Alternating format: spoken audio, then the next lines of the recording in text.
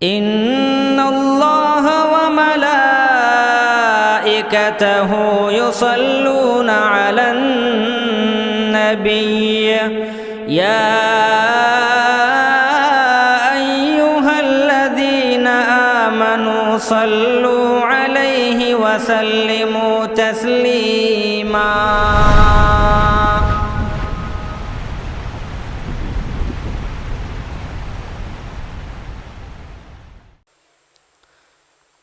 نبی صلی اللہ علیہ وسلم نے جب مکہ سے مدینے کی طرف ہجرت کی تو ہجرت کے اس سفر میں ہمیں بہت سارے اسباق، بہت سارے دروس ملتے ہیں۔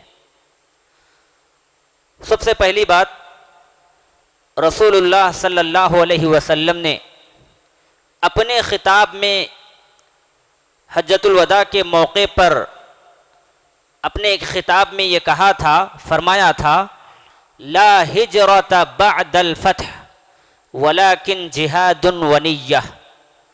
فتح مکہ کے بعد مکہ مکرمہ سے ہجرت کی اب ضرورت باقی نہ رہی، البتہ تم جہاد کرو اور اچھی نیت رکھو۔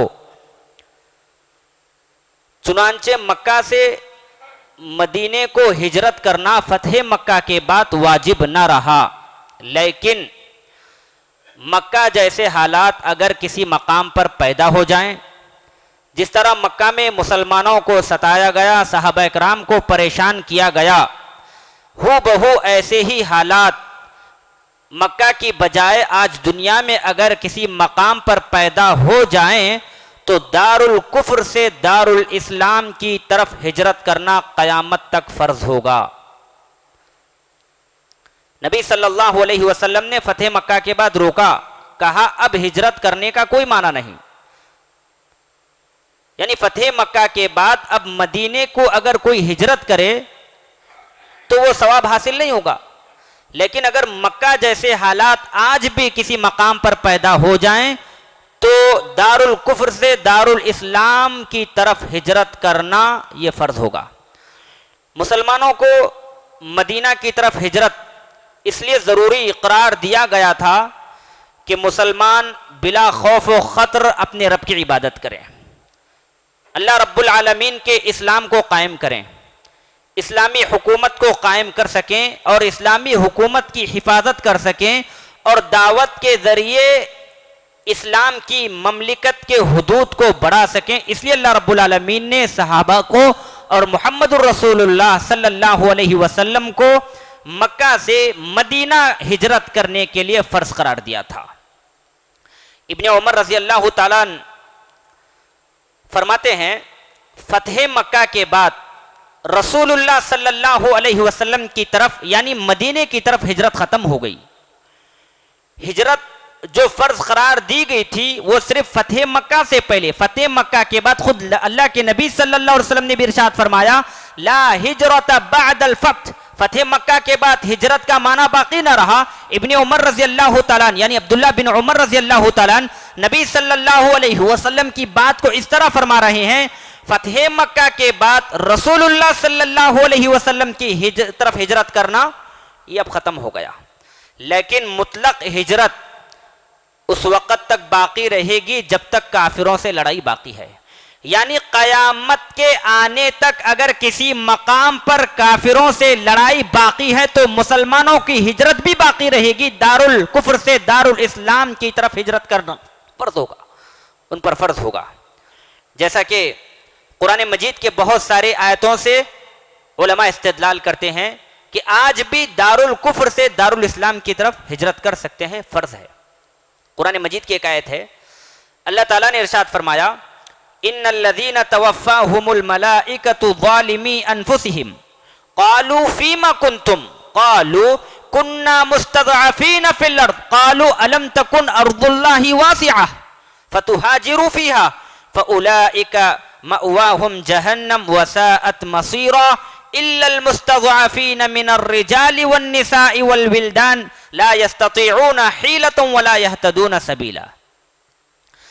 جن لوگوں کی جان فرشتے اس حال میں قبض کرتے ہیں کہ وہ جان بوجھ کر کافروں میں رہ کر اپنی جانوں پر ظلم ڈھائے ہوئے ہیں. یاد رکھیے، کافر اگر مسلمانوں کو ستا رہے ہیں، نشانہ ستم بنا رہے ہیں، تو اللہ رب العالمین نے ایسے لوگوں کے لیے وعید شدید بیان فرمائی ہے، مذمت بیان فرمائی ہے، جو لوگ نشانہ ستم بننے کے باوجود بھی ہجرت نہیں کرتے. جب آئیں گے قبض کرنے کے لیے ایسے لوگوں کی روح کو، فرشتے کیا پوچھیں گے قالوا فیما کنتم، تمہارا کیا حل تھا، تم کس حال میں تھے؟ قالوا کننا مستضعفین فی الارض، فرشتے جان چھڑانے کے لیے آئیں گے، پوچھیں گے تمہارا کیسا حال تھا، کہیں گے زمین میں ہم نہایت ہی مجبور، مظلوم، مقہور اور کمزور تھے. زمین میں ہماری کوئی قوت و طاقت نہیں تھی، بلکہ ہمیں نشانہ ستم بنایا جاتا تھا، ہمیں کھایا جاتا تھا، ہمیں مارا جاتا تھا، ستایا جاتا تھا، پریشان کیا جاتا تھا. قالوا الم تکن ارض اللہ واسعہ فتہاجروا فیہا، فرشتے کہیں گے کیا اللہ تعالیٰ کی زمین کشادہ نہیں تھی، اللہ تعالیٰ کی زمین وسیع نہیں تھی؟ فتہاجروا فیہا، اللہ تعالیٰ کی زمین وسیع ہے، کشادہ ہے، تم ہجرت کرتے ہو اس میں، کیوں نشانہ ستم بننے کے لیے چلے گئے؟ کیوں تم نے کفار مکہ کی یا پھر کفار کی زبردستی کو اپنے جانوں پر قائم کیا؟ فَأُولَئِكَ جَهَنَّمْ وَسَاءَتْ مَصِيرًا، ایسے لوگوں کے لیے ہی جہنم ہے. وَسَاءَتْ مَصِيرًا، اور یہ بہت ہی برا ٹھکانہ ہے.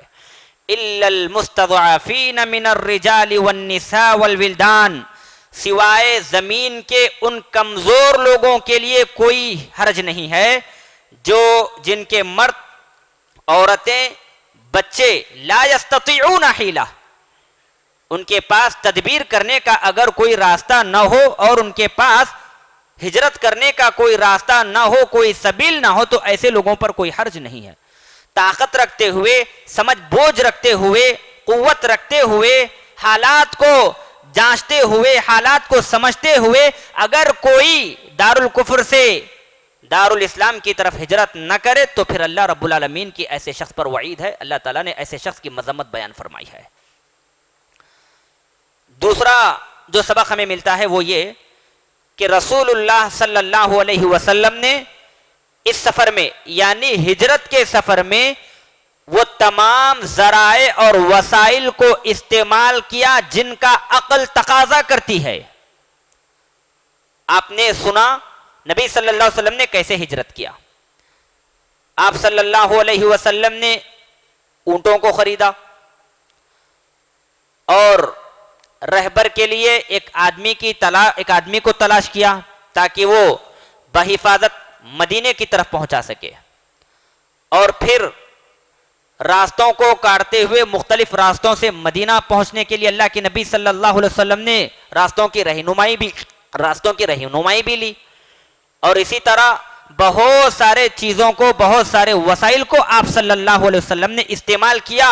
اس کا مطلب یہ نہیں تھا کہ آپ کو اپنی جان سے خوف تھا یا پھر آپ کو یہ ڈر تھا کہ کہیں آپ کفار کے ہاتھوں کو نہ لگ جائے اس لیے آپ نے اسباب و ذرائع کو استعمال کیا. اس کا مطلب یہ نہیں تھا، بلکہ آپ صلی اللہ علیہ وسلم نے ہجرت میں ذرائع اور وسائل کو، اسباب کو اس لیے استعمال کیا تاکہ امت مسلمہ کو بھی اگر ایسے حالات پیدا ہو جائیں، ایسے حالات میں ایسے اسباب کو، ایسے وسائل کو، ایسے ذرائع کو امت محمدیہ بھی اختیار کرے.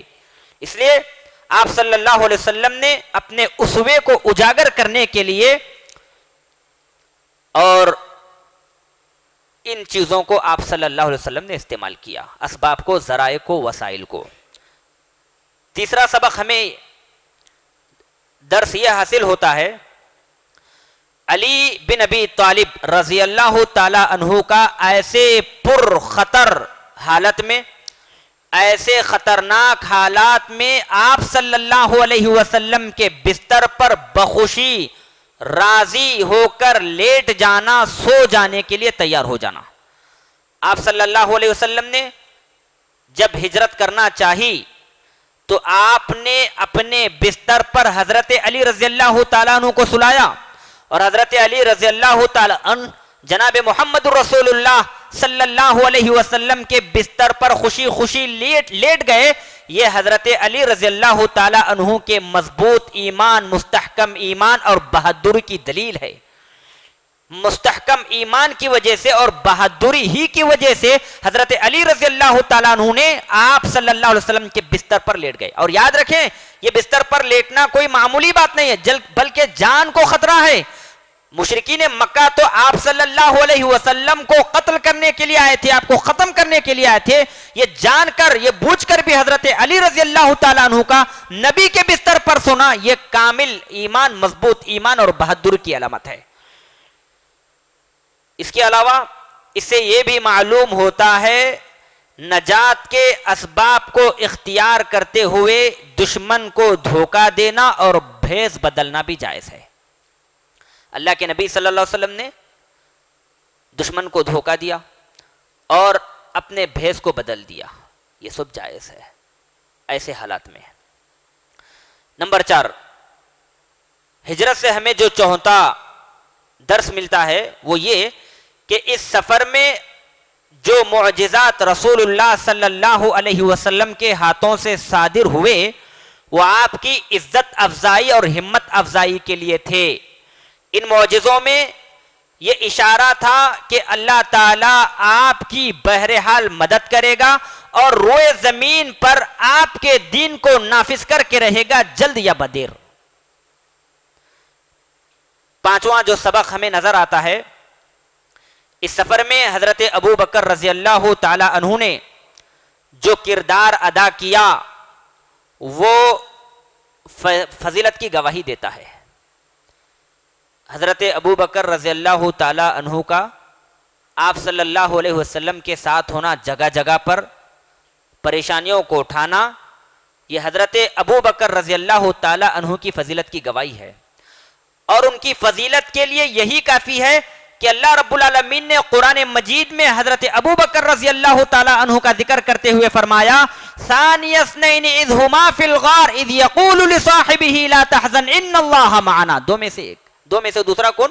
حضرت ابو بکر صدیق رضی اللہ تعالیٰ عنہ تھے۔ جب وہ دونوں غار میں تھے، اذ یقول لصاحبہ، حضرت ابو بکر صدیق رضی اللہ تعالیٰ عنہ بار بار اللہ کے نبی صلی اللہ علیہ وسلم سے کہہ رہے تھے دشمن آ کر ہمیں پکڑ سکتا ہے، تو اللہ کے نبی حضرت ابو بکر صدیق سے کہہ رہے تھے لا تحزن ان اللہ معنا، ابو بکر غم نہ کرو، اللہ تعالیٰ ہمارے ساتھ ہے۔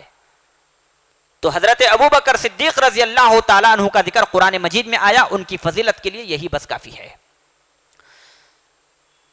چھٹواں جو سبق ہمیں ملتا ہے وہ یہ کہ رسول اللہ صلی اللہ علیہ وسلم کا مدینے میں داخل ہوتے وقت ابو بکر رضی اللہ تعالیٰ عنہ کو اپنے پیچھے بٹانا، حالانکہ دوسری سواری موجود تھی، یہ آپ کے عاجزی، انکساری، تواضع و انکساری کی دلیل ہے۔ آپ آج بادشاہ وقت پر نظر دوڑائیے، ملک کے حکمرانوں پر نظر دوڑائیے، اگر کوئی ملک کا حاکم کسی راستے سے گزر رہا ہے تو وہ اکیلا تنہا سفر کرتا ہے، اس کے علاوہ اس کے لیے راستے کی جو بھیڑ ہے، ٹریفک کو ہٹا دیا جاتا ہے تاکہ یہ حکمراں، یہ حاکم بآسانی اپنے مقصود تک، اپنے منزل مقصود تک پہنچ سکے، اور اس کو تھوڑی سی بھی تکلیف دینا گوارا نہیں کرتے۔ آج کے لوگ، آج کے حکمرانوں کا یہ حال ہے۔ اللہ کے نبی صلی اللہ علیہ وسلم جو دین اسلام لے کر آئے، ان کا حال کیا تھا دیکھیے۔ حضرت ابو بکر صدیق رضی اللہ تعالی عنہ کو رسول ہونے کے باوجود اپنے پیچھے بٹا رہے ہیں اور اپنے پیچھے بٹا کر سفر کر رہے ہیں، یہ آپ صلی اللہ علیہ وسلم کے تواضع اور آپ صلی اللہ علیہ وسلم کی عاجزی و انکساری کی دلیل ہے۔ ساتواں جو سبق درس ہمیں ملتا ہے کہ اس سفر میں جب آپ صلی اللہ علیہ وسلم ہجرت کر کے مدینہ آئے تو ابو ایوب انصاری رضی اللہ تعالی عنہ کے گھر میں قیام پذیر ہوئے، وہاں پر سکونت اختیار کی چند دنوں کے لیے۔ اس دوران ابو ایوب انصاری اور ان کی زوجہ محترمہ نے رسول اللہ صلی اللہ علیہ وسلم کے آثار سے تبرک حاصل کیا، اور آپ صلی اللہ علیہ وسلم نے اپنے آثار سے تبرک حاصل کرنے سے ان دونوں کو منع بھی نہیں فرمایا۔ لہذا ہم بھی آپ صلی اللہ علیہ وسلم کے آثار سے تبرک حاصل کر سکتے ہیں، بشرط یہ کہ آپ کے آثار حقیقت میں موجود ہوں۔ فی الحال فی الوقت آج کے زمانے میں آپ صلی اللہ علیہ وسلم کے آثار کا پایا جانا مشکوک ہے، شبہ ہے۔ 8واں سبق جو ہمیں ملتا ہے وہ یہ کہ رسول اللہ صلی اللہ علیہ وسلم نے حضرت ابو ایوب انصاری رضی اللہ تعالی عنہ کے گھر میں لہسن کا استعمال نہیں کیا۔ آپ نے پچھلے درس میں شاید سماعت کیا ہوگا، حضرت ابو ایوب انصاری رضی اللہ تعالی عنہ کا یہ حال تھا کہ جب کبھی آپ صلی اللہ علیہ وسلم کے پاس کھانے کے لیے کچھ بھیجتے تو پوچھتے کہ آپ صلی اللہ علیہ وسلم نے کہاں انگلیاں لگائی، آپ صلی اللہ علیہ وسلم نے اپنے ہاتھ کو کہاں کہاں استعمال کیا، اور جہاں آپ صلی اللہ علیہ وسلم نے ہاتھوں کا استعمال کیا، برتن کی انگلیاں تھی، وہاں پر حضرت ابو ایوب انصاری رضی اللہ تعالیٰ نے ہاتھ لگاتے اور کھانا کھاتے۔ ایک مرتبہ لہسن بھیجا تو اللہ کے نبی صلی اللہ علیہ وسلم نے اس کو نہیں کھایا۔ نہ کھانا آپ کی طبیعت کی خصوصیت ہے، یہ طبیعی اعتبار سے آپ صلی اللہ علیہ وسلم لہسن کو ناپسند کرتے تھے، ورنہ مسلمانوں کے لیے لہسن کا کھانا، اس کا استعمال کرنا جائز ہے، حرام نہیں ہے، بشرط یہ کہ اس کی بو زائل ہونے کے بعد ہی مسجد میں آئیں۔ کچی کھانا چاہ رہے ہیں تو کھائیے، لیکن اس کی بو زائل ہونے کے بعد مسجد کو آئیں۔ مسجد کو آنا چاہ رہے ہیں اور لہسن بھی کھانا چاہ رہے ہیں تو پھر اس کا طریقہ یہ بتایا گیا ہے کہ اس کو پکائیں، اس کی بو زائل ہو جائے گی، کھائیں اور مسجد میں آ جائیں۔ تو یہ اسباق، یہ چند دروس ہمیں نبی صلی اللہ علیہ وسلم کے ہجرت کے سفر سے ملتے ہیں۔ جب آپ صلی اللہ علیہ وسلم ہجرت کر کے مدینہ آئے تو مدینے کے بھی حالات بالکل مختلف تھے۔ رسول اللہ صلی اللہ علیہ وسلم کو مدینے میں آنے کے بعد 3 طرح کی قوموں سے سابقہ درپیش تھا۔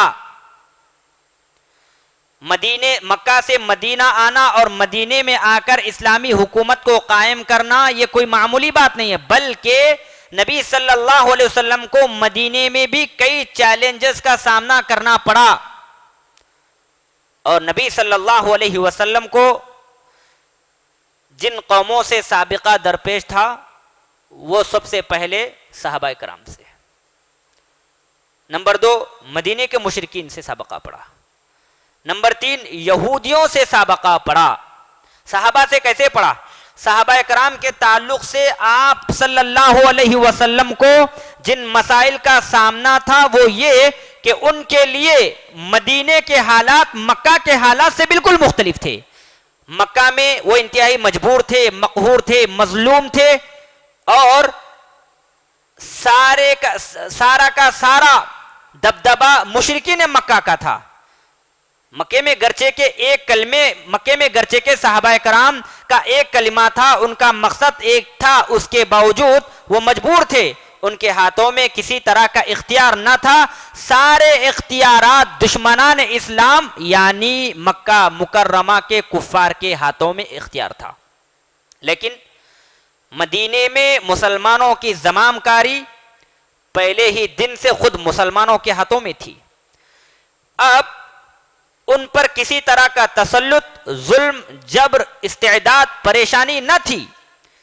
اب وقت آ گیا تھا جناب محمد الرسول اللہ صلی اللہ علیہ وسلم ان صحابہ کو اپنے ساتھ لے کر مدینے میں اسلامی حکومت قائم کر سکیں، مدینے میں دین اسلام کی تعلیمات کو عام کر سکیں ان صحابہ کو لے کر۔ اور کوئی معمولی بات نہیں تھی یہ، بلکہ صحابہ کرام ہجرت کے مارے ہوئے، بخاروں کے ستائے ہوئے، اپنے گھر کو چھوڑ کر اور اپنے اعزاء و اقارب، رشتہ داروں کو، بچوں کو، اپنی زمین کو، اپنے مال و دولت کو، جائیداد کو چھوڑ کر تنے تنہا مدینے کی طرف ہجرت کیے۔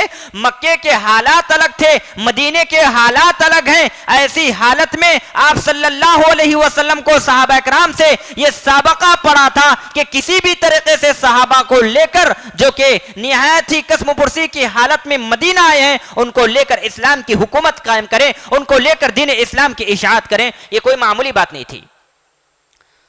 اور دوسری قوم جس سے نبی صلی اللہ علیہ وسلم کو سابقہ پڑا وہ مدینہ کے مشرکین تھے۔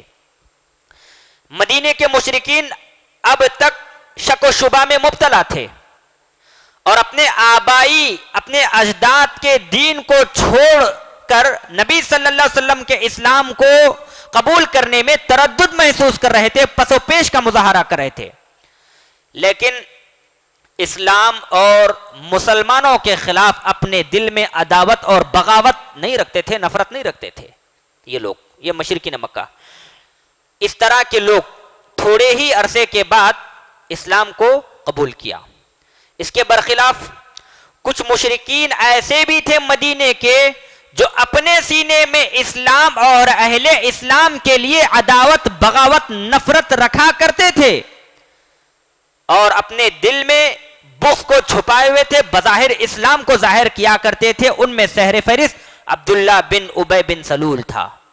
عبداللہ بن ابی بن سلول نبی صلی اللہ علیہ وسلم کی آمد سے پہلے خزرج اور اوس کے لوگوں نے اس کی سرداری پر متفق ہوئے تھے اور مدینے کا تاج عنقریب عبداللہ بن ابی بن سلول کے سر پر رکھا جانے والا تھا۔ عین موقع پر جناب محمد الرسول اللہ صلی اللہ علیہ وسلم نے مکہ سے مدینہ ہجرت کی، جس کی وجہ سے لوگوں کا رجحان، لوگوں کا میلان جناب محمد الرسول اللہ صلی اللہ علیہ وسلم کی طرف ہو گیا، اور جناب محمد الرسول اللہ صلی اللہ علیہ وسلم کی طرف میلان ہونے کی وجہ سے عبداللہ بن ابی بن سلول جو مشرک تھا اور اس کے ساتھی، اس وجہ سے جناب محمد الرسول اللہ صلی اللہ علیہ وسلم سے حد درجہ انتہائی حد تک آپ صلی اللہ علیہ وسلم سے بغض، عناد، کفر، دشمنی رکھا کرتے تھے، اور اسی وجہ سے وہ آپ صلی اللہ علیہ وسلم پر ایمان نہیں لائے تھے۔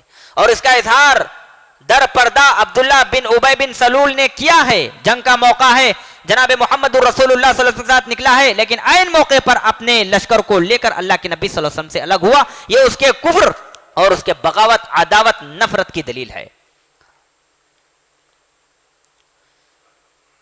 تو ان مشرکین سے بھی آپ صلی اللہ علیہ وسلم کو پالا پڑا تھا۔ کیا معمولی بات ہے؟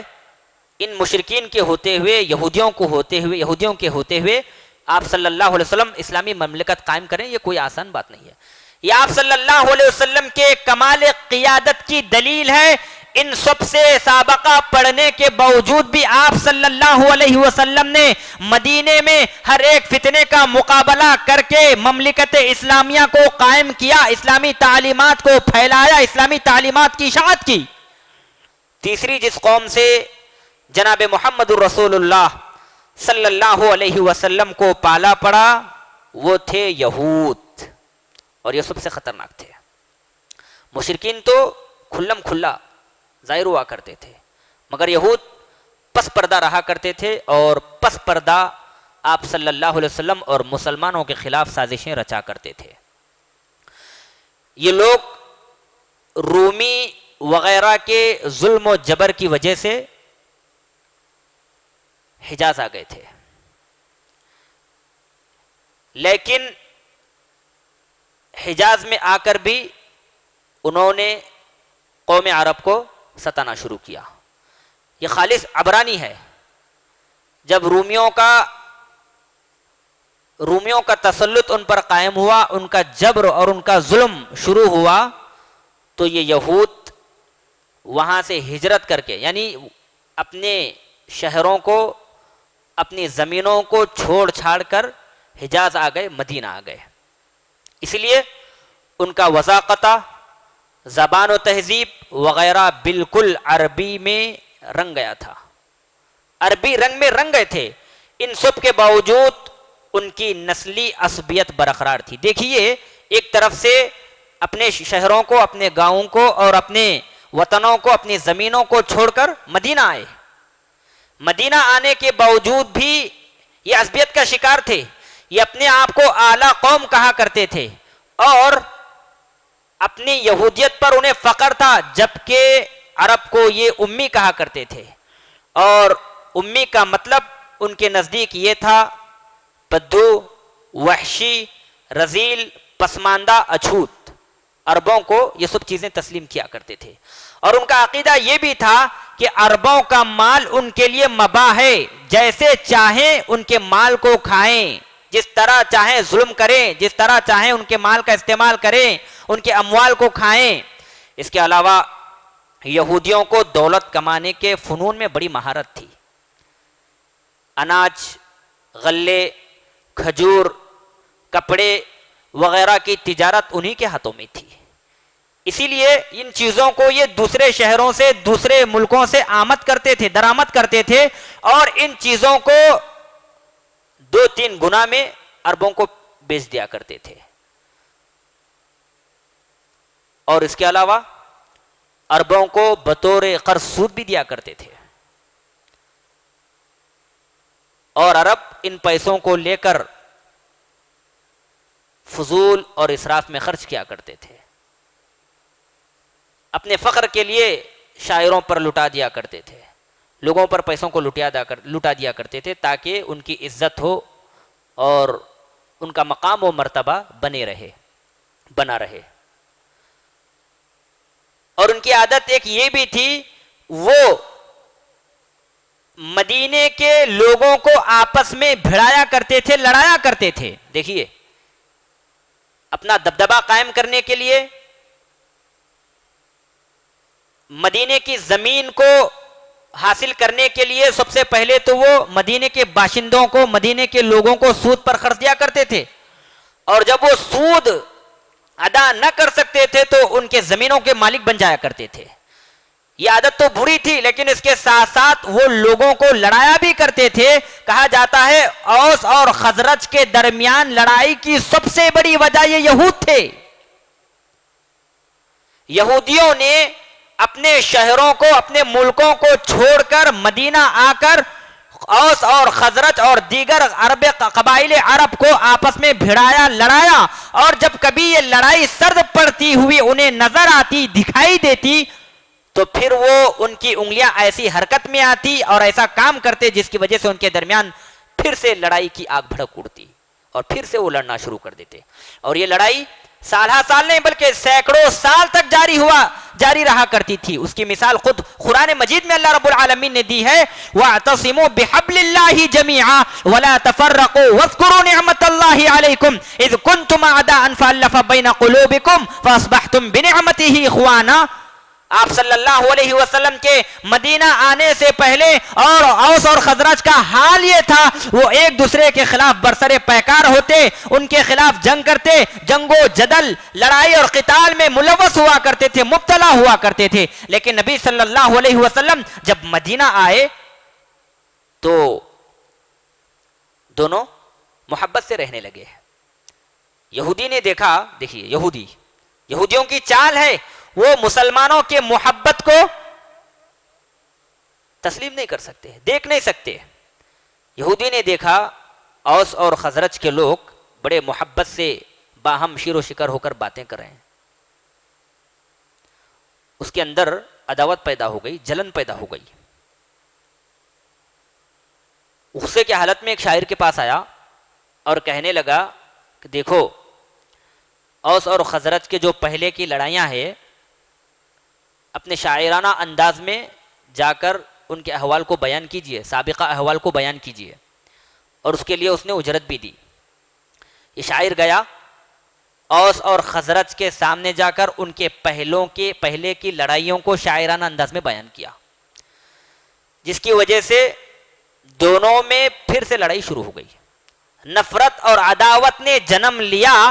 قریب تھا کہ تلواروں کو نکال کر ایک دوسرے کے مد مقابل ہو جائیں، لڑائی کریں، برسر پیکار ہو جائیں. عین اسی موقع پر آپ صلی اللہ علیہ وسلم کو اطلاع ملی تو آپ صلی اللہ علیہ وسلم دوڑتے ہوئے ان کے پاس آئے اور ان کی صلح و صفائی کی. اسی موقع پر اللہ تعالیٰ نے آیتوں کا نزول فرمایا، وَاعْتَصِمُوا بِحَبْلِ اللَّهِ جَمِيعًا. اللہ تعالیٰ کی رسی کو مضبوطی سے تھام لو، وَلَا تَفَرَّقُوا، اختلاف سے کام نہ لو، وَاذْكُرُوا نِعْمَةَ اللَّهِ عَلَيْكُمْ، اللہ تعالیٰ کی نعمتوں کو یاد کرو. اِذْ كُنْتُمْ أَعْدَاءً فَأَلَّفَ بَيْنَ قُلُوبِكُمْ. وہ نعمت کیا تھی؟ تم ایک دوسرے کے دشمن تھے، تم ایک دوسرے سے عداوت کرنے والے تھے، تم ایک دوسرے کے خلاف نفرت کا مظاہرہ کیا کرتے تھے. فَأَلَّفَ بَيْنَ قُلُوبِكُمْ، تو اللہ تعالیٰ نے اسلام کی وجہ سے تمہارے دلوں میں محبت پیدا کی. فَأَصْبَحْتُمْ بِنِعْمَتِهِ إِخْوَانًا، تو تم بھائی بھائی بن گئے. وَكُنْتُمْ عَلَى شَفَا حُفْرَةٍ مِّنَ النَّارِ، تمہارے ان لڑائیوں کی وجہ سے، تمہارے ان قتل و غارت گری کی وجہ سے تم آگ کے گڑھے کے کنارے پہنچ چکے تھے. فَأَلَّفَ بَيْنَ وَكُنْتُمْ عَلَى شَفَا حُفْرَةٍ مِّنَ النَّارِ فَأَنْقَذَكُم مِّنْهَا، تو اللہ تعالیٰ نے تمہیں اس گڑھے میں جانے سے بچا لیا. تو یہودیوں کی یہ عادت ہے کہ وہ کسی نہ کسی طریقے سے عرب کو اس وقت لڑایا کرتے تھے، لڑانے کی کوششیں کیا کرتے تھے. اور عرب کے 3 قبیلے تھے، بنو قینقاع، بنو نذیر، بنو قریظہ. اور یہ تینوں قبائل انتہائی خطرناک تھے. آپ صلی اللہ علیہ وسلم سے حد درجہ دشمنی رکھا کرتے تھے. اور نبی صلی اللہ علیہ وسلم کی جب مدینہ آمد ہوئی تو اور ان کی دشمنی میں اضافہ ہوا. انہیں پتا تھا اسلامی حکومت قائم اگر ہو گئی تو ان کا مال تباہ، ان کی دولت تباہ، ان کی ثروت تباہ، ان کی معیشت تباہ، ان کے زمینیں تباہ، ان کی تجارت تباہ. اور اسی تباہی کے اندیشے کی وجہ سے وہ آپ صلی اللہ علیہ وسلم اور مسلمانوں سے انتہائی حد درجہ دشمنی رکھا کرتے تھے. آپ صلی اللہ علیہ وسلم سے اور اہل اسلام سے بغض رکھا کرتے تھے. انہیں معلوم تھا نبی صلی اللہ علیہ وسلم کی اور صحابہ کرام کی، اہل اسلام کی آمد ہمارے تجارتوں کی تباہی ہے. اور ان کی دشمنی حضرت عبداللہ بن سلام رضی اللہ تعالیٰ عنہ کے واقعے سے بھی ہوتی ہے. جب حضرت عبداللہ بن سلام رضی اللہ تعالیٰ عنہ کو معلوم ہوا کہ نبی صلی اللہ علیہ وسلم کی آمد ہوئی مدینے میں، تو نبی صلی اللہ علیہ وسلم کے پاس جا کر انہوں نے کچھ سوال کیا. اللہ کے نبی نے اس کا جواب دیا، ان سوالوں کے جواب دیا. عبداللہ بن سلام رضی اللہ کہنے لگے کہ ان سوالوں کا جواب صرف ایک نبی ہی دے سکتا ہے، لہذا انہوں نے اسلام کو قبول کیا.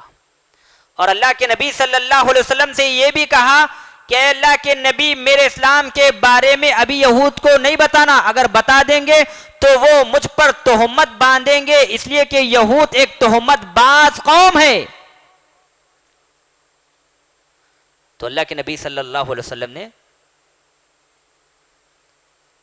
یہودیوں کو بلایا اور عبداللہ بن سلام رضی اللہ تعالیٰ عنہ کے تعلق سے پوچھا کہ عبداللہ بن سلام آپ کے سامنے کیسے ہیں، آپ ان کے بارے میں کیا سوچتے ہیں؟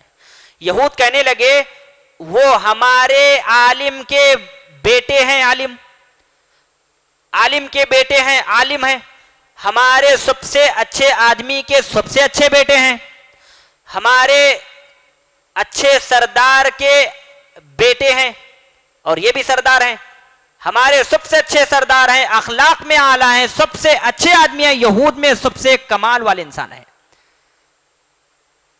این موقع پر عبداللہ بن سلام رضی اللہ تعالیٰ نکل کر اسلام کا مظاہرہ کیا، اسلام کو ظاہر کیا. کہنے لگے اشہد ان لا الہ الا اللہ واشہد ان محمد رسول اللہ، میں اس بات کی گواہی دیتا ہوں کہ اللہ کے سوا کوئی معبود برحق نہیں ہے اور محمد رسول اللہ صلی اللہ علیہ وسلم اللہ کے رسول ہیں. جیسے ہی اسلام کو ظاہر کیا، یہود کہنے لگے یہ سب سے بڑے خطرناک آدمی ہیں اور خطرناک باپ کے خطرناک بیٹے ہیں، برے آدمی کے برے بیٹے ہیں. اپنی رائے کو ظاہر کرنے لگے. دیکھیے ابھی سب سے پہلے ان کی تعریف کرنے لگے، جیسے اسلام کو ظاہر کیا ان کی برائی کرنے لگے. یہ یہودیوں کا وتیرا تھا. تو آپ صلی اللہ علیہ وسلم کو ان 3 قوموں سے سابقہ پڑا تھا. دیکھیں گے انشاءاللہ آئندہ سیرت میں نبی صلی اللہ علیہ وسلم نے ان چیلنجز کو کیسے قبول کیا اور مدینے میں آپ صلی اللہ علیہ وسلم نے اسلامی حکومت کیسے قائم کی اور مدینے میں آپ صلی اللہ علیہ وسلم نے اسلامی تعلیم کو کیسے فروغ دیا، اسلامی تعلیمات کو کیسے پھیلایا. اللہ تعالیٰ سے دعا ہے اللہ تعالیٰ ہم تمام کو محمد الرسول اللہ صلی اللہ علیہ وسلم کی سیرت سے کچھ دروس و عبر حاصل کر کے ان پر عمل کرنے کی توفیق عطا فرما. آمین. وآخر دعوانا ان الحمدللہ رب العالمین.